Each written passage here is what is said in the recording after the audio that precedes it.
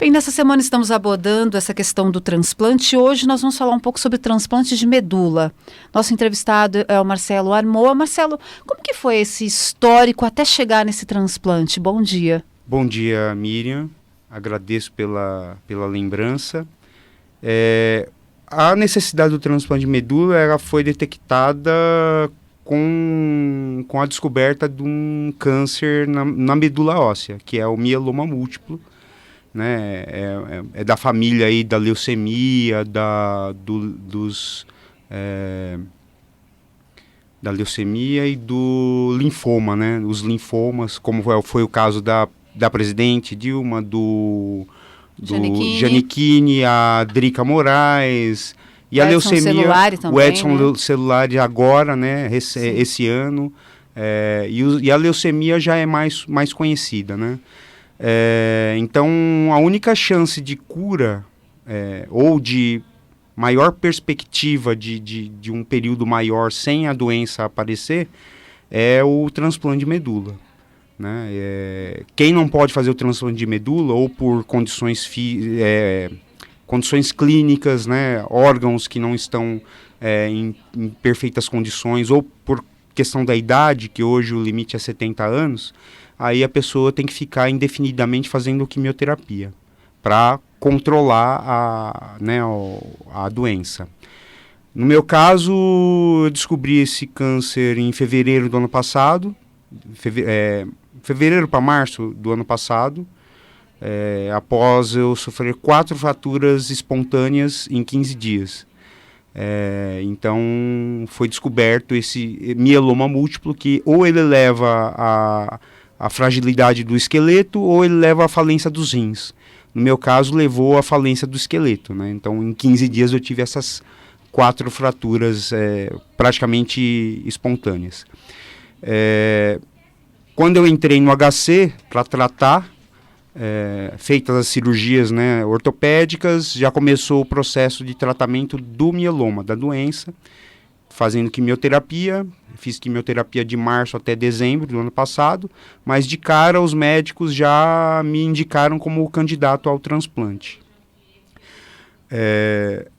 E aí começou o processo, preparação, né, preparação psicológica, preparação toda para encarar o transplante.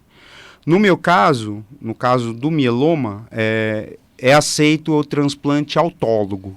Vamos explicar um pouquinho o que é isso, que é complicado.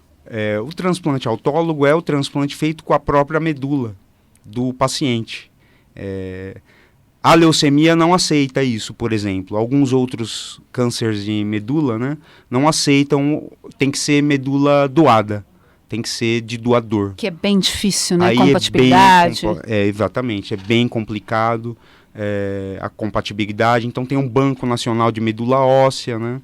A pessoa não precisa doar de cara. O doador, ele se submete a um teste da medula e fica arquivado no banco de medulas. Quando aparece a necessidade dessa medula compatível, aí esse doador é acionado, né? Hoje em dia eles estão fazendo bastante com pai e mãe, né? Está sendo bastante usado pai e mãe pela dificuldade de encontrar, às vezes, medulas compatíveis, né? Isso no caso dos pacientes que precisam de doação, né? É uma semana importante de reflexão. Você ficou isolado em um quarto, num hospital lá em Rio Preto para essa cirurgia durante 20 dias, é isso? Exato, geralmente, quando nós chegamos, né, eu e a esposa chegamos lá no hospital, participamos de uma reunião com a equipe médica para eles explicarem todo o procedimento, os riscos, e foi explicado que nós ficaríamos lá de 2 a 3 meses. Nossa. Esse é o padrão, né? Porque tem que ficar, porque na verdade o transplante de medula ele leva a uma situação de imunidade zero, né? Nós sofremos 2 dias de quimioterapia muito forte, cada dia leva a dose de 1 mês de quimioterapia em 1 dia. Então foram 2 dias, ou seja, a dose de 2 meses, né? Não é um processo fácil, Marcelo. Não é um processo fácil, é forte mesmo, é bem né? É um processo, é uma etapa bastante difícil de se ultrapassar. E então, em questão de 5 a 7 dias, a gente está com a imunidade no zero completamente. Então, ficamos isolados nesse quarto, 3x3 ou 3x4 de dimensões. Só entra a equipe médica, um por vez, todo paramentado, luva, máscara, touca, completamente paramentado. Mesmo o familiar que está acompanhando, que no caso meu foi a esposa, entra 1 hora por dia também paramentado, a gente não pode ter contato com nada. Alimentação super controlada, né? Esqueci a palavra. É uma alimentação balanceada, própria. Mas é estéril. Ah, né? sim. Uma alimentação completamente estéril. E eu, assim, por bom comportamento, acabei vencendo essa etapa de isolamento em 20 dias, conseguindo vir para casa. Teu próprio metabolismo, então, reagiu bem a isso? Sim, meu próprio metabolismo e também, assim, aceitar à risca as recomendações, né? É uma mudança geral de vida, mas é uma oportunidade de vida, é isso? Exato, né? Então eu consegui vir para casa em 20 dias e aí mantendo as restrições aqui em casa. Isso aconteceu quando, Marcelo? Isso foi em janeiro. Janeiro. Você já está dando aula na FATEC? Já. Já voltou como professor? Voltei a trabalhar em julho. Também eles disseram que as restrições seriam por mais tempo também, restrição alimentar, de contato, também seriam por pelo menos 1 ano, né? Principalmente restrição alimentar. E eu também acabei passando por isso mais rapidamente. Os anticorpos, foi adquirindo mais resistência, é isso? Exato.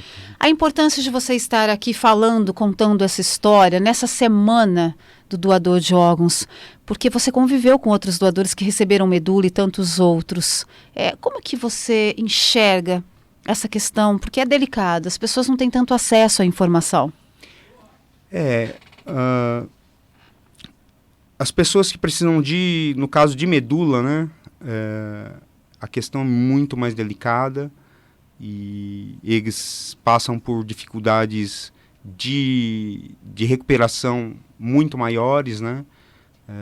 Eu perdi 2 amigos nesse período, 2 colegas que foram, um durante o isolamento, uma bactéria foi suficiente, em 2 horas ele não resistiu, e um outro passou pelo período de isolamento, mas depois a falência de órgãos, né? A falência dos rins que não teve como resistir.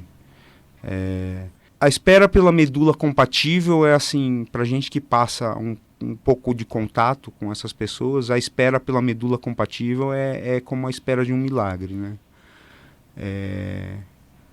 Porque você tá assim, é sua única esperança às vezes, né?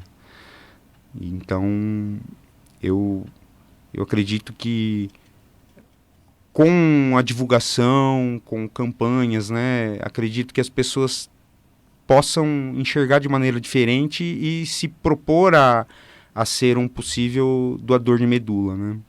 Hoje não é um processo complicado, né? Antigamente era simplesmente o único método de doar medula era através de uma agulha que se insere dentro do osso, né? Então tem que perfurar o osso com a agulha, tinha, né, que perfurar o osso com a agulha e sugar o sangue que está lá dentro do osso, que é o sangue da medula óssea, né? Hoje o processo é simplificado, né? No HC, a coleta da medula ela é feita de uma maneira mais, no Hemocentro, né, de Ribeirão, de uma maneira muito menos traumática, né? A gente toma um medicamento durante 3 a 5 dias e esse medicamento ele induz a aceleração da proliferação da medula, né? E essas células da medula transbordam para a corrente sanguínea. E então a gente passa nesse 4º ou 5º dia de medicamento, a gente vai lá, passa algumas horas, um equipamento, uma máquina ligada no sangue. Como se fosse uma transfusão de sangue. Como se fosse uma transfusão de sangue, né? E aí essa máquina separa só as células da medula e devolve o sangue para o teu corpo. É incrível isso. É incrível, é uma coisa magnífica, né? Marcelo, agora a sua mensagem de ter esse gosto pela vida, porque você passou por tantos obstáculos, porque vem de anos essas fraturas consecutivas até chegar nesse transplante. Que mensagem você deixaria para as pessoas que estão ouvindo, que estão nesse processo aguardando por um transplante, tem familiar às vezes passando por isso? Qual a mensagem que você deixaria? Uma coisa que eu aprendi nesse processo todo, em primeiro lugar, foi viver o agora, como se fosse sempre o último momento, né? Então, eu tento hoje... eu tinha um pouco dessa mentalidade, mas hoje está mais ainda a flor, né? Cada vez que eu saio da onde eu saio, eu tento sair dali como se fosse a última vez que eu estive ali e de bem com a pessoa, né? Que eu saí da minha casa agora, por exemplo... Né? Como se eu tento sair como se fosse a última vez e sair em paz com meu filho, com a minha esposa, com a minha mãe, com meu pai. Essa é uma mensagem que não é só para quem está esperando, né, uma doação. Para quem está esperando a doação, não perca a esperança e não tenha medo. Não tenha medo, porque o processo é complicado. Sim, é complicado, mas se você fizer tudo como a equipe médica tá propondo, né, eles têm assim, a consciência do que eles estão fazendo. Então, tenha esperança e tenha confiança neles. Né, em frente, lute, né, não desista. Essa é a mensagem que eu tenho assim, para as pessoas que estão... Né, de repente, num momento não momento muito, difícil, num momento difícil problema, por qualquer né? circunstância. Acho que sempre essa mensagem de vida. Como que é a tua vida hoje? Você dá aula, você é muito ativo, você é músico também, Sim. né? Como que fica essa questão toda? De que forma você toma medicamentos diários? Como que é isso? O transplante, ele foi considerado com sucesso total, né? Então, eliminou o câncer da minha medula. Né? Eles não consideram cura, porque isso pode em 2 meses, 1 ano, 5 anos. Tem pacientes já com quase 20 anos sem voltar, né? Mas eles não consideram cura, eles chamam de remissão estrita, ou seja, remissão completa. Então, a quimioterapia foi interrompida, né, a partir de janeiro. Após o transplante eu não fiz mais nada de quimioterapia. Eu tomo hoje algum medicamento de fundo neurológico por causa que eu sofri fraturas na coluna, né? Então, isso me deu algumas consequências de mobilidade que já estão bastante amenas, né? E algumas consequências de fundo neurológico, né? Tem medicamento também que agrediu um pouco os nervos, né? Então eu tomo um medicamento com esse fim de amenizar, porque essas sensações de dor ou agulhada, algumas sensações ruins nos pés e nas mãos, né? Fisioterapia nesse caso é importante. Fisioterapia eu faço até hoje, 2 vezes por semana, e tomo alguns relaxantes musculares fortes, que são por causa também das fraturas na coluna, né? Você enfrentou isso, começou essa história com qual idade, Marcelo? 40 anos. 40. Agora, 40 não, 39 e quase 40. qual a né? sua idade agora? 41 e alguns meses. Ou seja, é um enfrentamento recente, mas você se considera curado dentro de você, dentro do seu íntimo? Sim. Totalmente. Sim, totalmente. Eu, a semana passada, conversando com algumas pessoas, e eles me perguntaram, né, se em algum momento eu pensei que não fosse dar certo, e eu respondi que não, que em nenhum momento eu achei que alguma coisa fosse dar errado. Isso é ser otimista, ter o prazer pela vida, é isso? Essa é a dica? Assim, eu digo que a cada momento eu aproveitei ao máximo como eu estava, né?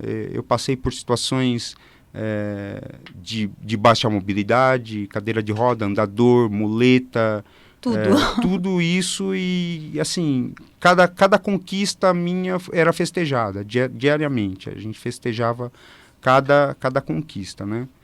Então, eu me considero curado e, assim, às vezes parece fácil, né? Inclusive eu falei para essas pessoas, né? Parece fácil eu falar que em nenhum momento eu pensei que fosse dar errado, porque foi tudo dando muito certo, né? Mas, ao mesmo tempo, eu atribuo esse tudo dar tanto certo à maneira como que a gente encarou, né? O apoio da família também, Nossa, importante, dos família, amigos, alunos. a comunidade, a minha, né? A comunidade que eu faço parte, de maneira geral, família e amigos, isso é, assim, tudo, né? Família e amigos. Isso é muito bom. Marcelo, obrigada pelo seu depoimento. Eu que agradeço pela lembrança e no que eu puder ser útil, né? Para esclarecer, né, as pessoas ou para incentivar, né? Com certeza. Esse é o recado. Obrigado. Obrigada.